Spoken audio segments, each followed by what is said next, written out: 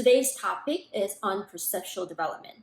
Perception refers to the interpretation of our sensorial experiences.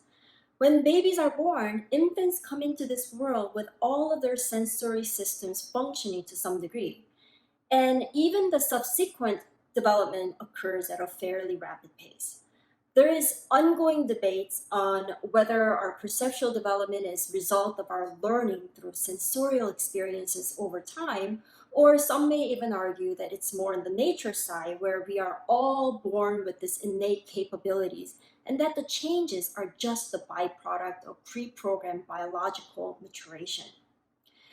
Now, what do you think is the least mature sense at birth? If you said vision, ding ding ding ding, you are correct.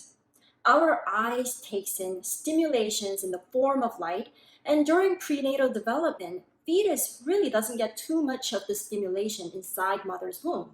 It is extremely dark in there. But vision is definitely the sense that we rely heavily on. In fact, our visual processing, which is on the back side of our brain, it constitutes about 40 to 50% of our cerebral cortex function. A significant portion of our brain is dedicated for visual processing alone.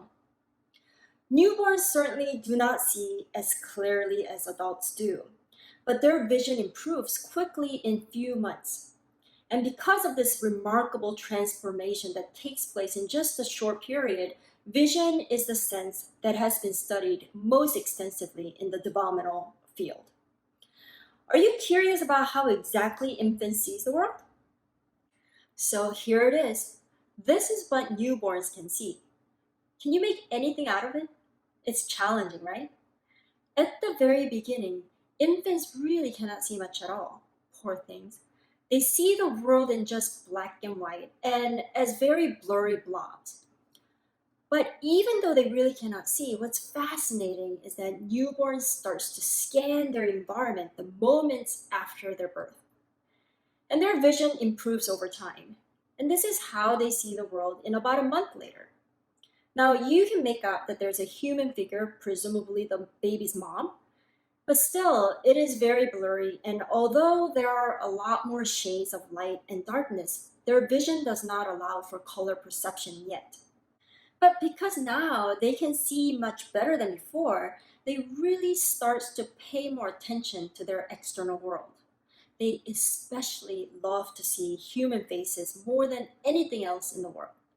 Infants will start to make intentional gazes at the human figures, especially at their primary caregivers, which is really important for building the bond and initial attachment. Remember from the last week's video of Emmy where all her body parts were uncontrollable, moving around out of sync? Eyes do the same. Infants have yet to learn how to use their eyes together, and sometimes you may even see them cross-eyed. This makes the first-time parents really worried, but this is typically normal as it takes some time for the eyes to learn to coordinate and work together. This is what they see at about 2 months. Now, they can see more details and also start to see different shades of color. As they see the world much better and with more eye control, infants are really starting to track moving objects, especially when these objects are bold primary colors and when they're moving fairly slow. Okay? Still, it is fragile, and infants are better able to focus and track objects when they're presented very close to face at this age. This is one of the reasons why newborns love mobiles like these when they are in bold, contrasting colors with simple patterns. Intricate patterns and lots of different colors is no use as the newborns really cannot see them yet. This is at 4 months. A lot more color perceptions, right? And this is the month when babies will start being more aware of the depth perception, which allows for them to be able to gauge the size of the object, the position of the object, and how far it is from them before even attempting to reach out for it. So here, because of their depth perception, now they can see that there's this another person further away from their mommy. By 8 months, although infants' visions may not be as perfect, it is really close to the clarity that many adults may experience when they take off their glasses or when they take out their contact lenses. Newborns also have extremely poor visual acuity, which is the ability to perceive the details. Do you happen to have 20/20 vision? If you do, you're so lucky. And in case you may not know what it really means, when you go to the doctor's office or optometry, remember they make you stand about 20 feet away to read letters and numbers, right? 20/20 vision means what you are able to make out 20 feet away. So, what patients sees 20 feet away, an adult with a normal vision is also able to see 20 feet away. So, higher this blue number gets, worse your vision is. Now, at birth, visual acuity is about 20 times worse than adults. That means what newborn sees 20 feet away, an adult with a normal vision will be able to see 800 feet away. That is so far. Their vision is so poor. Luckily, visual acuity does improve relatively quick, where a month later, their vision is about 20/120. It is still pretty bad, but it is improving fast. Isn't that so neat? Now, I have just shown you all these pictures of what newborns and young infants can see or cannot see. Aren't you a bit curious about how researchers even study their vision? We certainly cannot point to the letters and numbers as she's doing and ask them to call out or give thumbs up or thumbs down to what they can and cannot see. That would be too easy. As a developmental researcher, sometimes I'm so fascinated by the creativity that goes into creating different methods or paradigms so that we can study these very important developmental questions. I'm going to mention two common methods researchers use to study infant perception. The first paradigm is called preferential looking paradigm, and this technique was found by Robert Fons in 1961. In this paradigm, two stimuli are simultaneously presented to an infant to determine which one they prefer to look at. The idea behind this is that although newborns really cannot see well, they are intrinsically curious and they're motivated to look, and that if they saw something, they would prefer to look at something than nothing at all. So here we have a unicorn on the left screen and nothing on the right screen. So infants will make every effort. If they can see this unicorn, they will make every effort to turn their head, even though it may be very slow and jerky. They will eventually look at this left side. From the baby's preference for one side over the other, the researchers can now infer that the baby can tell the difference between the two stimuli because they can see the difference. You get the idea? As the newborn's vision is very poor, stimuli will have to be really large and show huge contrast between the foreground and the background, like what you're seeing on the screen now, in order for the newborns to notice any difference between these two sides. Now, researchers adjust stimuli, their size, saturation, contrast, color, in order to examine what infants at different age can and cannot see. And do you see a dot now? Most of you should. There is a dot, but now it is on the left side, right here. Can you see it now? Of course, this dot is definitely way too small for newborns or even young infants to detect. But by age 1, they should be able to see it. And not only that, with their new motor skills, they may even lean closer and try to grab it on the screen using their hands. Next is the habituation paradigm. In this habituation paradigm, infants are presented with the same stimulus repeatedly, over and over. Of course, at first, infants are so excited to see whatever is presented on the screen, and their eyes may be fixated on it, studying it for a while. But eventually, they will get bored and they will look away. That loss of interest is called habituation. Once they lose their interest, that's when the researcher presents a new stimulus that is different from the first habituated stimuli. Did you notice the difference in the color? Here's the first stimulus, and here's the second one. Researchers can manipulate to see how distinct this new stimulus must be in order for infants to notice the difference and recaptures their attention. For us, we can tell the difference, right, between the first and second stimuli, but for very young infants, the contrast may need to be even bigger in order to regain infants' attention.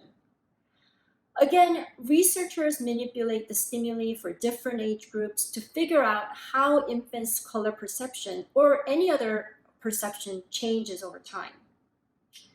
By compiling all these data collected with thousands of newborns and infants, researchers can put together the developmental trajectory, not just for the vision, but for other perception and cognitive understanding as well. Most children have 20/20 vision until between the ages 6 and 12. Then they can become nearsighted or farsighted. Here's Emmy getting her vision checked at age 6. Her vision has been 20/20 in previous years, but right when she turned 6, it became 20/30.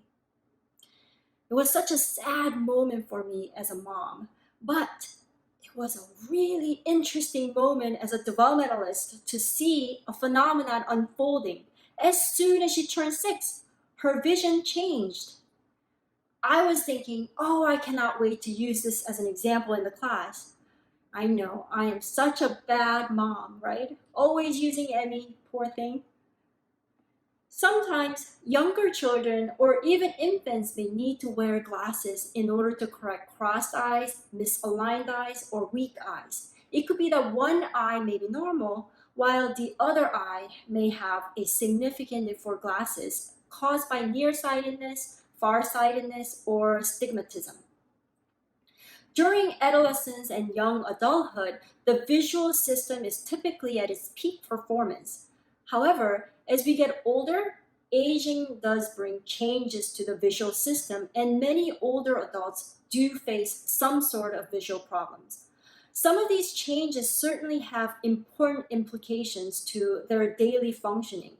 If you have elders in your family, maybe your grandparents, maybe even your mom or dad, aunts or uncles, you may see them squinting a lot to see something, or they can't read well in dim lights, or they can't drive well, especially at night.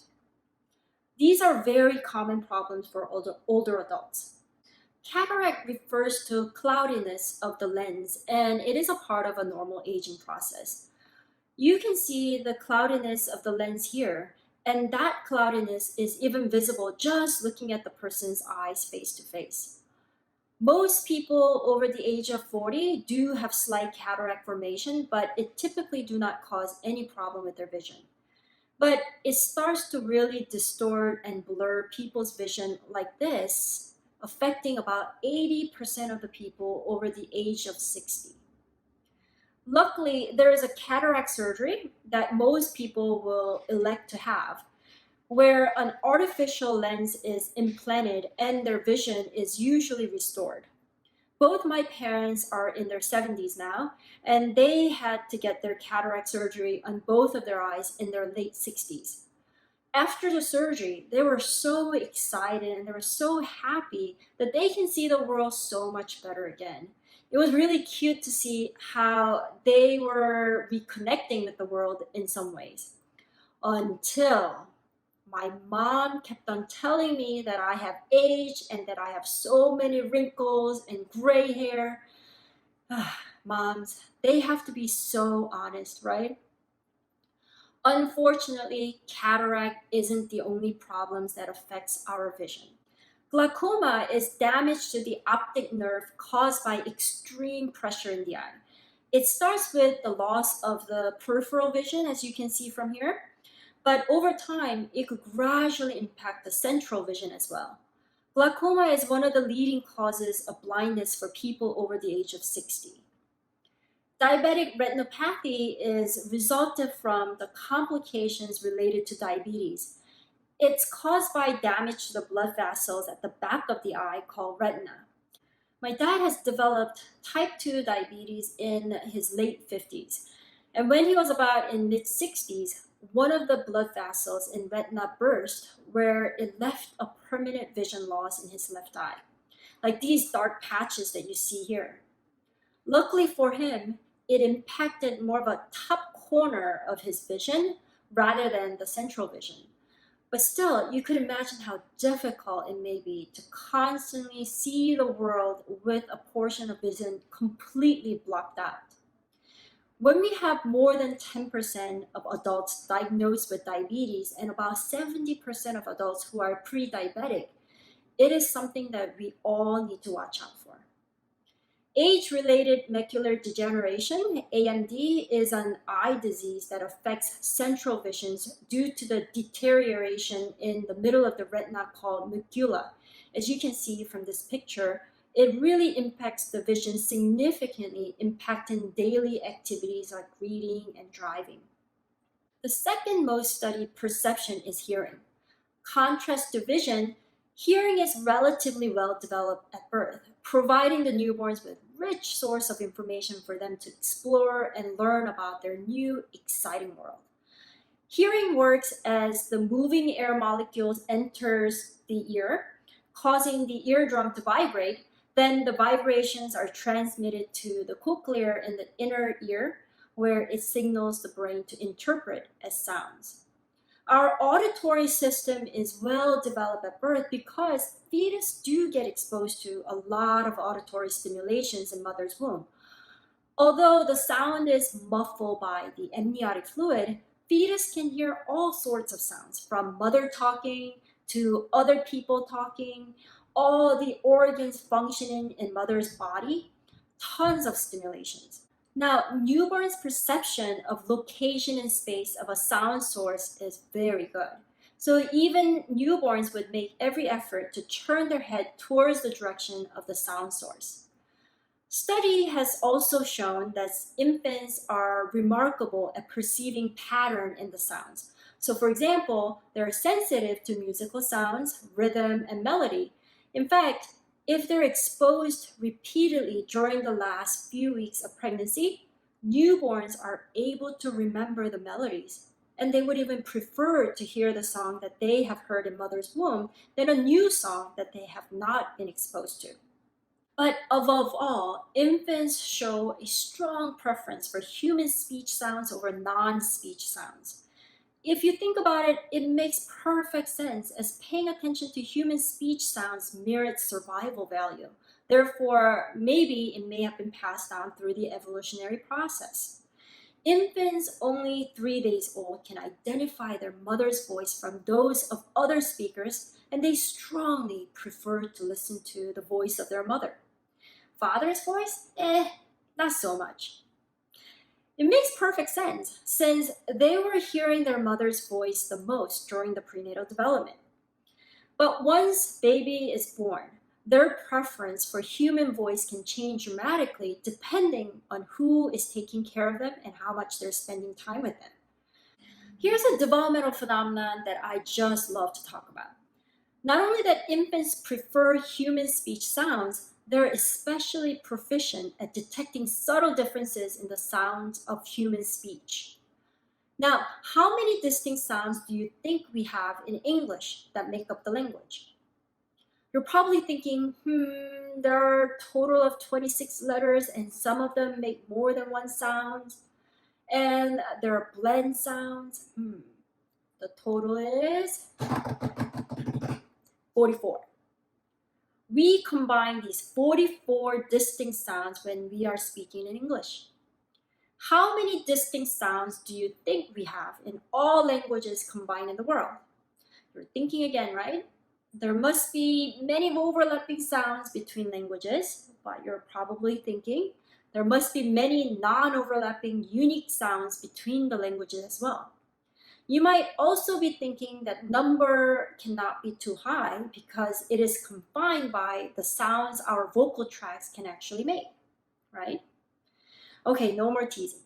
So the number is slightly over 100. Are you surprised?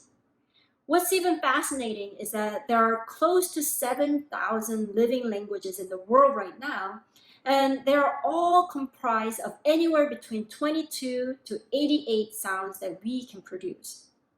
Infants less than a month old can hear and discriminate all 100 human speech sounds.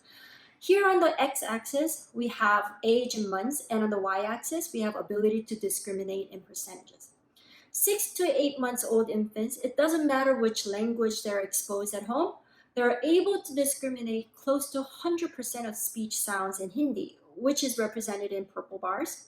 Green bars represent a language spoken by a tribal council in southwestern British Columbia. This is a language that is very unique, it's a consonant heavy, and the babies are able to discriminate about 80% of their sound system.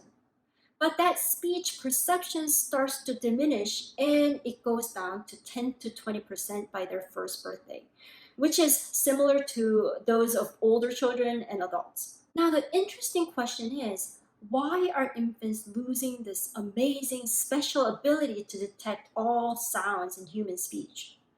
Why do you think that is? Infants do need that flexibility at the beginning to be able to pick up and learn any languages in the world. But over time, they also need to hone in on their home language in order to learn most efficiently. And young children learn their first language so quickly compared to adolescents and adults trying to learn second or third languages. The changes in infants' speech perception is all part of that quick mastery of their first language. I just find this dynamic interaction between speech perception, language development, and the evolutionary process all very so fascinating. I will bring this up again when we're covering language development. Okay? Hearing impairment is 3 times more prevalent than visual impairment. A majority of individuals older than 65 have at least mildly impaired hearing, mostly caused by the age-related degeneration of cochlear hair cells, surrounding structures, and the neurons leading them to the brain. This will lead them to experience loss of sensitivity to high frequency and high pitched sounds. But it could also impact the other end of the spectrum, the low frequency sounds as well. Not always, but typically, men lose hearing sensitivity faster rate than females do. Losing hearing could be socially isolating experience, as many older adults may have difficulty understanding the conversation even with the hearing devices. So people may be talking to them less, or they themselves may start withdrawing from the social gatherings more and more, as it is really frustrating not to be able to understand each other. Studies are showing a strong link between hearing loss and declines in cognitive abilities. As first, less stimulation means less brain activation, right? Second, social interactions requires a lot of brain power, from using the language to organizing thoughts to extracting information from memories, social problem solving. Social interactions are very important for maintaining cognitive abilities, especially for older adults. A cochlear implant is a small device that electrically stimulates the cochlear nerve to send information to the brain. It picks up sounds with a microphone that is externally placed, and then it sends signals to the cochlear nerve, which brain processes as a hearing sensation. It requires a low-risk outpatient surgery to be able to insert the device underneath the skin. Although normal hearing is not restored, with appropriate therapy and practice, cochlear implant can improve hearing experience for older adults. But it is not just for elders with hearing loss. Cochlear implant also allows children who are born deaf to experience hearing. For these children, earlier the hearing problem is identified so that they can receive the cochlear implant sooner than later, the better outcome that they will have. All of the babies born in the United States are now tested for their hearing within the days of their birth. Here's a picture of Emmy getting her hearing test done just the day after she was born. She was such a chunky newborn, right?